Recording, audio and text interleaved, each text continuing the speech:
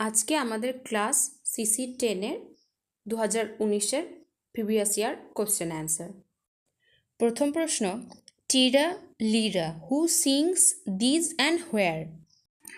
In The Lady of Shalott by Alfred Tennyson, Tira Lira is sung by Sir Lancelot, where he sings it as he rides through the fields near the river where the Lady of Shalott is.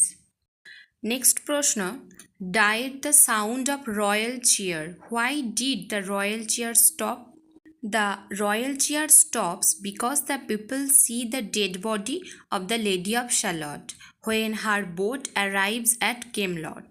The sight of her lifeless body causes the joyful celebration to end abruptly as everyone becomes silent and solemn.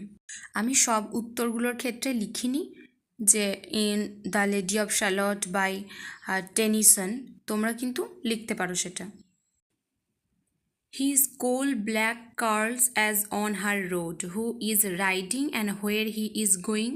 কে কোথায় যাচ্ছিল, কার কথা এখানে বলা হচ্ছে? In the Lady of Shalott, Sir Lancelot is riding and when he is going toward কেমলট।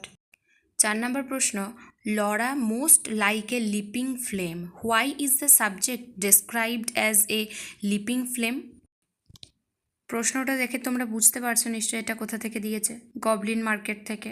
আর লরাকে এখানে কেন leaping flame বলা হয়েছে সেটা বলতে বলেছে। In Christina Rossetti's poem Goblin Market, Laura is described as most like a leaping flame to emphasize her vibrant, lively, and passionate nature. These imagery suggest energy, warmth, and a sense of urgency or intense emotion, reflecting Laura's eager curiosity and desire, especially when she first encounters the goblin men and their tempting fruit.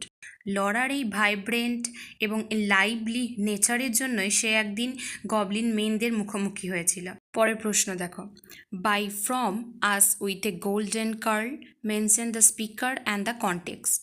In Goblin Market by Christina Rossetti, the speakers are the goblin men. They are tempting Laura to buy their enchanted fruits. Since she has no money, they suggest she can pay with a golden curl, referring to a lock of her hair. Laura, driven by her desire for the fruit, cuts off a curl and gives it to them in exchange. Goblin মেনরা লরাকে tempt করেছিল ওই ফলগুলো কেনার জন্য। Lawler desire থেকে সে ফলগুলো কিনলো, তার কাছে টাকা না থাকা সত্ত্বেও সে তার কার্ল হেয়ার দিয়ে সেই ফলগুলো কিনলো। তারপর লরার কি পরিণতি হলো সেটা তোমরা প্রত্যেকেই জানো, কবিতাটা তোমাদের অলরেডি অনেকবার পড়া হয়ে গেছে। নেক্সট প্রশ্ন দেখো, like two pigeons in one nest, annotate the line. দুটো পায়রা একই বাসাতে, কাদেরকে বলেছে এবং কেন বলেছে সেগুলো এখানে লিখতে বলেছে। The line like two pigeons in one nest compares the sisters' close bond to the warmth and comfort shared by pigeons in the same nest, highlighting their deep connection and love. আমরা এখানে সিস্টারলি লাভ অর্থাৎ sisterhood দেখতে পাচ্ছি দুই বোনের মধ্যে। একজনের বিপদ হলে আর একজন কীভাবে সেখানে ঝাঁপিয়ে পড়ছে আমরা এই কবিতাটা থেকে সেটা বুঝতে পারি। নেক্সট দেখো, notice Neptune taming a sea horse, who is the speaker আর হু ইজ নেপচুন? নেপচুনকে লক্ষ্য করো, একটা সি হর্সকে কেমনভাবে টেমিং করে আছে। এখানে স্পিকার কে আর নেপচুনই বা কে? কবিতাটা কোথা থেকে নেওয়া হচ্ছে সেটা নিশ্চয়ই আমাকে আর বলতে হবে না, তাও লিখেছি আমি। In my last duchess by Robert Browning, the duke is the speaker, Neptune is the sea god. বেশি একদমই লিখতে যাবে না, বেশি লেখার কোনো দরকারও নেই। 2 নম্বরের প্রশ্ন, যতটা উত্তর লেখার যতটুকু ঠিক ততটুকুই লিখবে।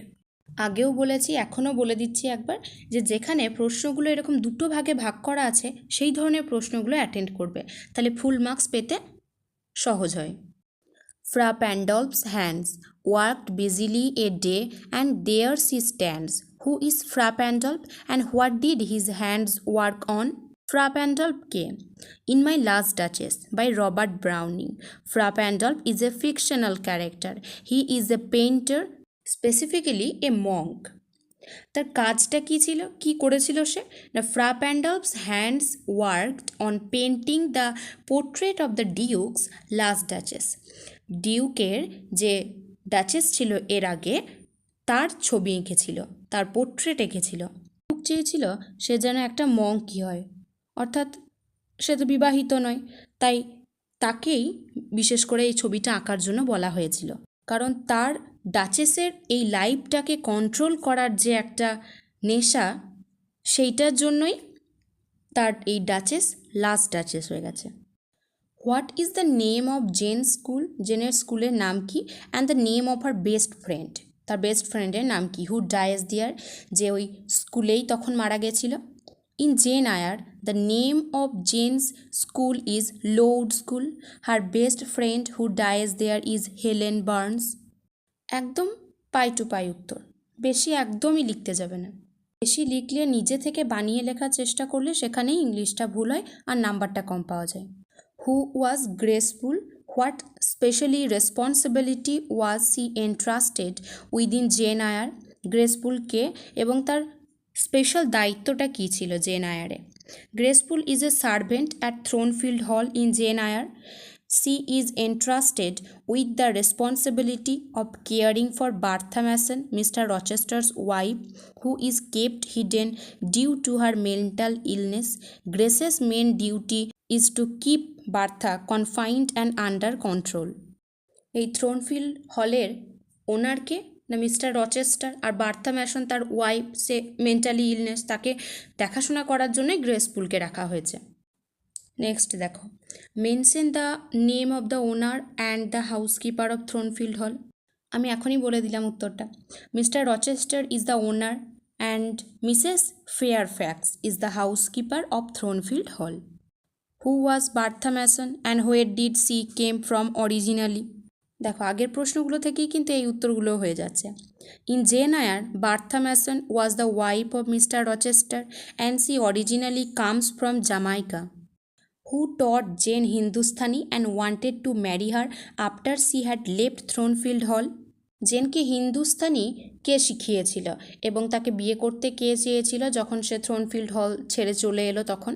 In Jane Eyre, Saint John Rivers, who teaches Jane Hindustani, he intends to take Jane to India where he plans to work as a missionary. Where was Bertha Mason confined and why? এই প্রশ্নটাও আমাদের কিন্তু আগেই উত্তর লেখা হয়ে গেছে। Bertha Mason was confined in the attic of Thornfield Hall. She was kept there due to her severe mental illness and violent behavior. Her confinement was meant to keep her hidden from society and protect those around her. শেষ প্রশ্ন, who was Mrs Reed and what were the names of her children in Charlotte Bronte's Jane Eyre? Mrs Reed is Jane Eyre's aunt. She is the guardian of Jane after the death of Jane's parents. Mrs Reed's children are John, Eliza and Georgina Reed. তাহলে আমাদের 2019 সালের প্রশ্নটাও complete হয়ে গেল।